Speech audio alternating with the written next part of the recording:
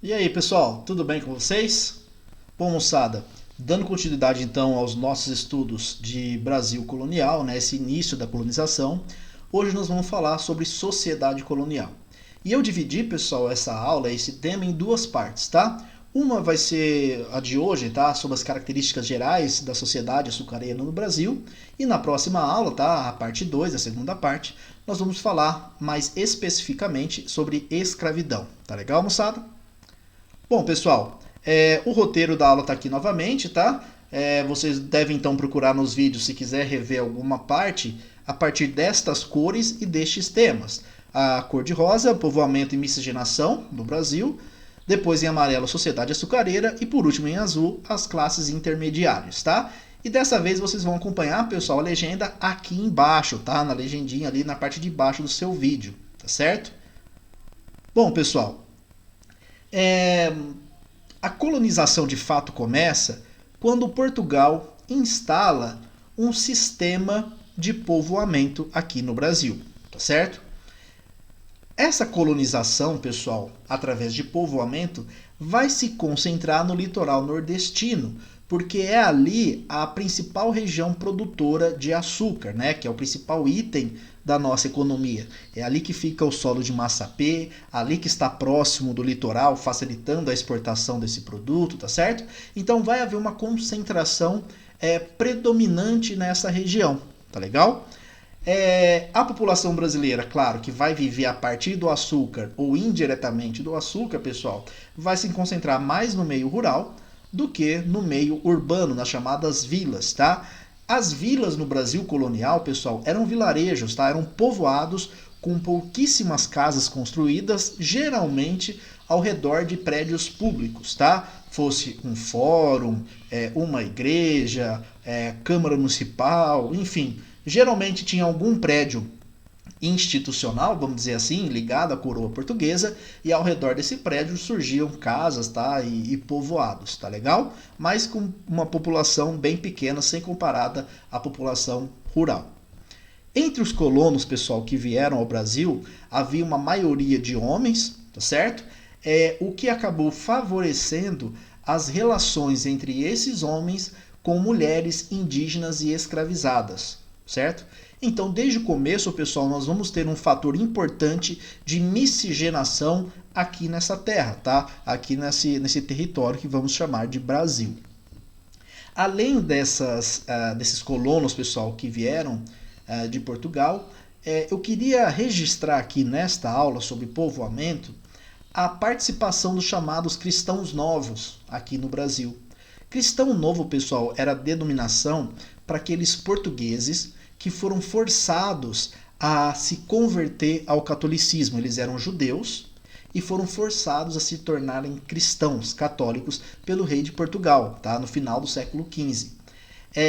Alguns desses judeus, pessoal, fugiram de Portugal, tudo bem? Foram viver em outros países, notadamente a Holanda, tá? E eu já disse na aula de economia para vocês que esses judeus que foram para a Holanda vão levar dinheiro que vai disponibilizar crédito para a Holanda investir e financiar produções comerciais, enfim, produções manufatureiras em várias partes do mundo, tá legal?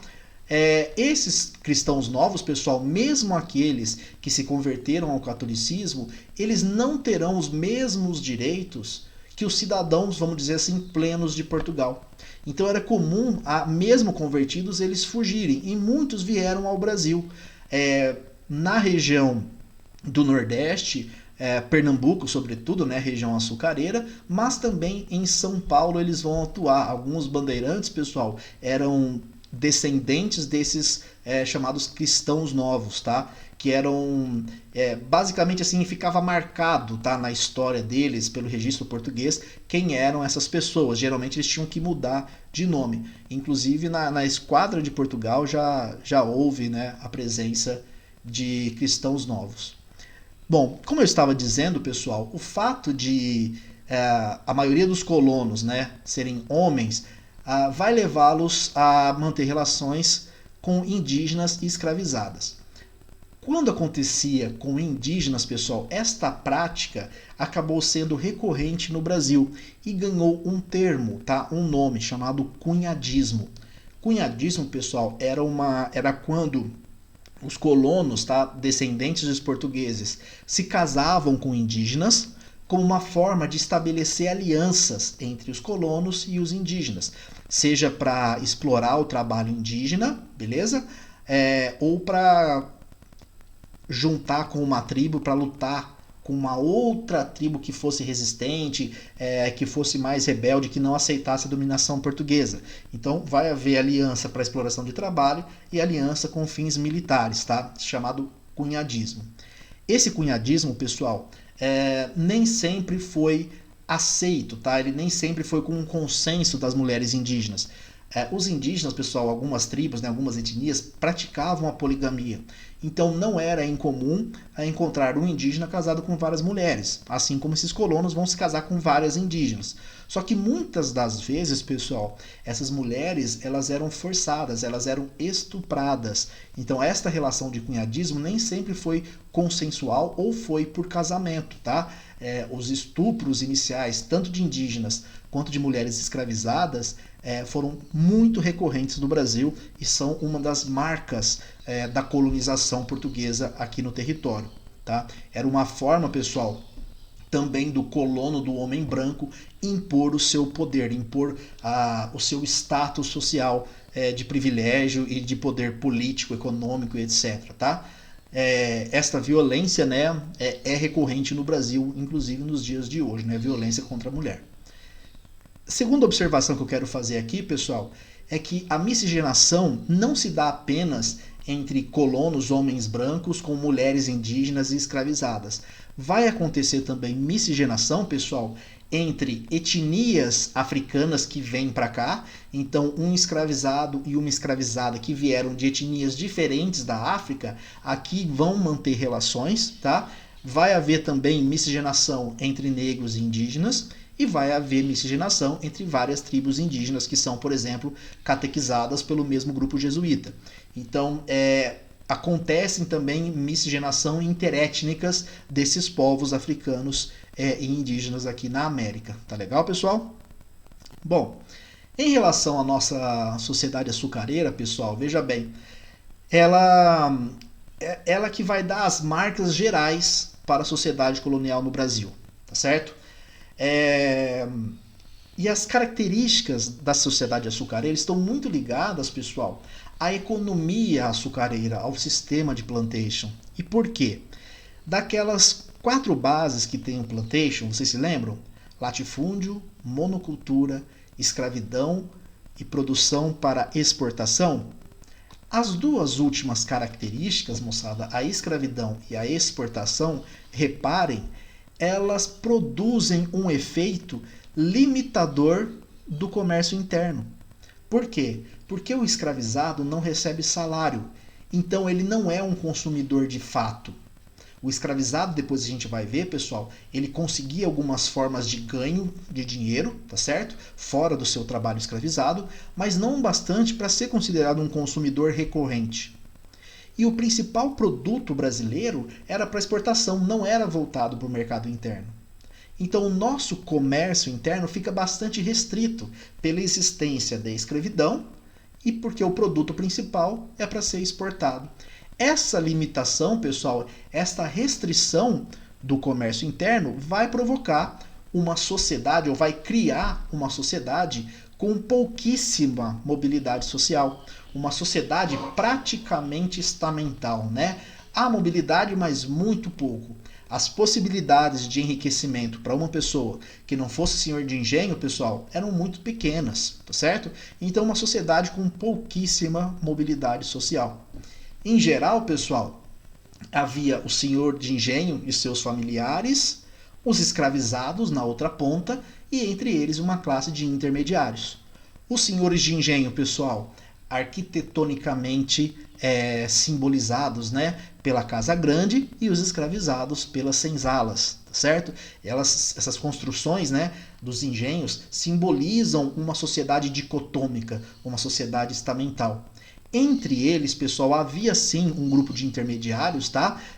Muitos chamados de agregados do senhor de engenho, porque dependiam dele, né? Politicamente e economicamente, já que os principais consumidores do Brasil eram essas pequenas classes sociais, né? Esse pequeno número de senhores de engenho que aqui existia, tá? Que aqui vivia.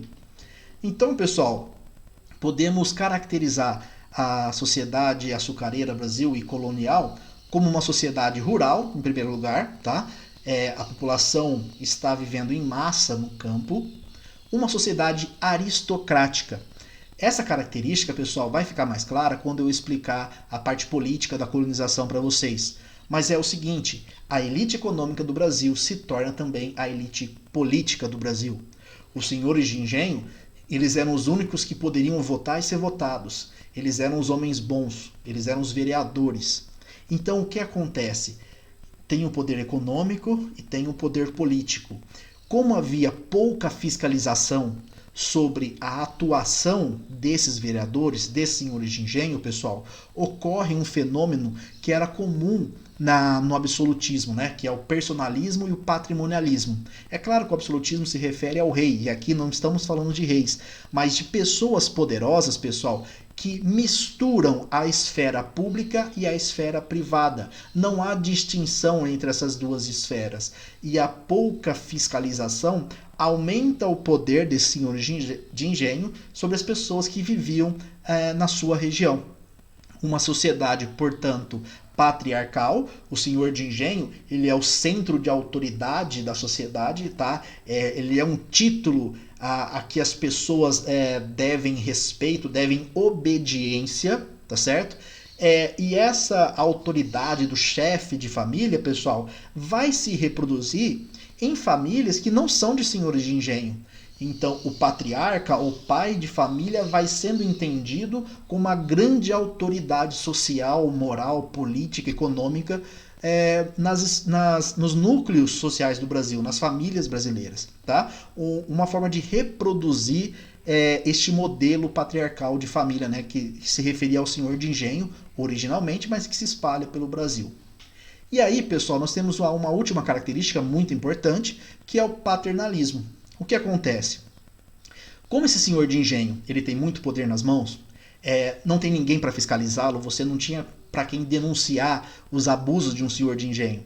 E então, como que você faz, as pessoas que estão submetidas ao senhor de engenho, como que elas fazem para conseguir sobreviver a este autoritarismo? O único jeito possível, pessoal, era tentar estabelecer relações de afetividade com ele. Daí nascem as relações paternalistas, tá? São relações pessoais baseadas, pessoal, na troca de favores, no chamado clientelismo.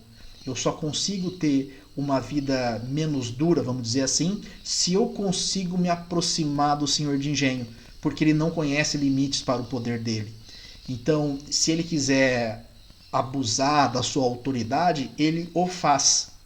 Então eu tenho que tentar alternativas buscando uma relação de afetuosidade com este senhor de engenho. E aqui, pessoal, são as raízes de um comportamento muito comum aqui do Brasil, que é o chamado jeitinho brasileiro, né? Sabe aquela coisa de a gente querer dar um jeitinho em tudo? Veio pra mim, professor, sou um amigo, professor, corrige minha prova com carinho, lembra disso, pessoal? Né? É o tipo de busca de afetividade numa relação que deveria ser institucional, cada um cumprindo o seu papel, né? Segundo uma lei, tá certo? E isso a gente vê uma distorção no Brasil comum, que nasce também nesse período, tá legal? Em relação à classe intermediária, pessoal, tem vários grupos, tá? Com diversos ofícios diferentes. Então tem aí lavradores, né, que são camponeses livres, que prestam serviço em troca de pagamento. Negros forros, o que é isso? São escravizados libertos, tá, que ganharam alforria. Pequenos comerciantes, artesãos, militares, religiosos, marceneiro, ferreiro, pedreiro, mestre de açúcar, né, o cara que domina a arte de fazer o açúcar, enfim. Essa camada intermediária, pessoal, geralmente é chamada de agregada ao senhor de engenho, porque é dependente politicamente, né? Estamos numa sociedade aristocrática, onde quem tem o poder econômico tem o poder político, e devido à restrição do comércio interno, essas camadas intermediárias têm muita dificuldade de prosperar economicamente aqui no Brasil colonial, tá certo? Esta característica vai ser diferente, pessoal, durante a mineração no século XVIII, porque lá se formam núcleos urbanos com demandas urbanas. E aí vai nascer uma classe média, tá, autônoma, prestadora de serviços e comerciantes, neste contexto da mineração no século XVIII apenas. Tá? Aqui no Brasil açucareiro, tá, nessa sociedade açucareira, isso ainda não acontece. Tá legal? Bom, pessoal, por hoje era só. A gente se vê na próxima aula. Valeu, moçada!